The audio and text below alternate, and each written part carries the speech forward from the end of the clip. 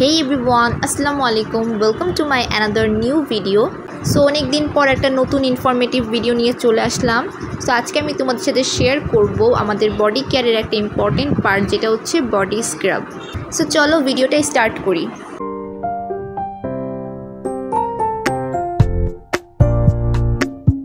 So first of all আমাদের body scrub বানানোর জন্য নিয়ে নিতে হবে একটা এয়ার টাইট গ্লাস জার।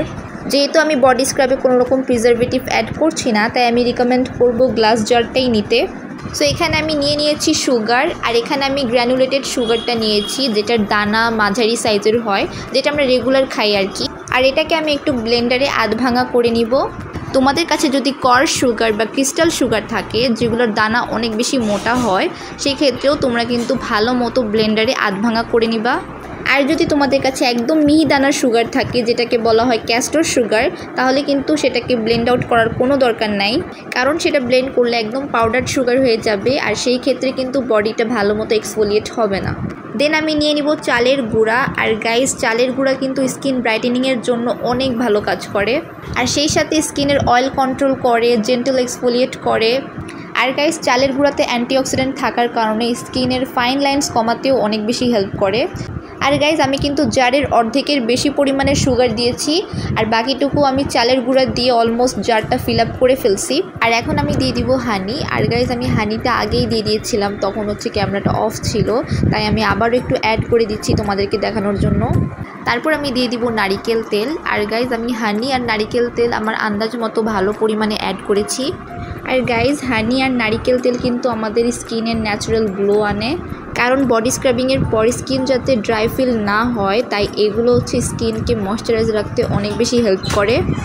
আর এখন আমি অ্যাড করব শাওয়ার জেল। আর গাইজ, এখানে তোমরা তোমাদের পছন্দের যে কোনো ব্র্যান্ডের শাওয়ার জেল অ্যাড করতে পারো। শাওয়ার জেল অ্যাড করলে বডি এক্সফোলিয়েটের পাশাপাশি ক্লিনজিংয়েও অনেক বেশি হেল্প করবে, এবং বডি থেকে ডার্ট রিমুভ করে বডিকে খুব বেশি স্মুথ অ্যান্ড সফট করে তোলে। আর যদি তোমাদের কাছে শাওয়ার জেল না থাকে, তোমরা অ্যালোভেরা জেলও ইউজ করতে পারবা, বাট ট্রাই করবা শাওয়ার জেলটা ইউজ করার।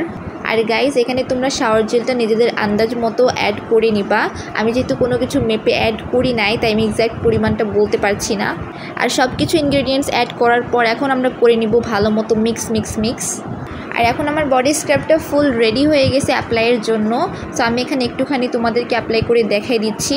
তোমরা এই বডি স্ক্রাবটা ফুল বডি ব্রাইটেনিংয়ের জন্য ইউজ করতে পারবা। এটা কিন্তু বডিটাকে ব্রাইটেনিং করার পাশাপাশি বডিকে খুব বেশি স্মুথ করে তোলে। এই বডি স্ক্রাবটা তোমরা বডিতে অ্যাপ্লাই করার পর 30 সেকেন্ডসের মতো বডিটাকে ভালো মতো এক্সফোলিয়েট করবা, যাতে বডির সব ডার্ট ভালো মতো রিমুভ হয়। আর গাইজ, এই বডি স্ক্রাবটা তোমরা 2 সপ্তাহ পর্যন্ত স্টোর করতে পারবা, আর যদি ফ্রিজে স্টোর করো তাহলে 1 মাস পর্যন্ত ব্যবহার করা যাবে। আর গাইজ দেখো, আমার হাতে এক্সফোলিয়েট করার পর হাতটা ইনস্ট্যান্টলি কত বেশি ব্রাইট লাগতেছে। তোমরা যদি এটা রেগুলার উইকলি একবার করে ইউজ করো, তাহলে কিন্তু তোমরা খুব ভালো রেজাল্ট পাবা। আর গাইজ, স্ক্রাব যেহেতু প্রতিদিন ইউজ করা যায় না, তাই তোমরা এটাকে উইকলি একবারই ইউজ করবা, বাট এটাকেই রেগুলারলি মেনটেন করবা, তাহলে দেখবা তোমরা খুব ভালো একটা রেজাল্ট পাবা। সো গাইজ, আজকের ভিডিওটা আমি এখানেই স্টপ করছি। আই হোপ তোমাদের কাছে এই ভিডিওটা ভালো লেগেছে। সো দেখা হবে নেক্সট কোনো ভিডিওতে। আল্লাহ হাফেজ।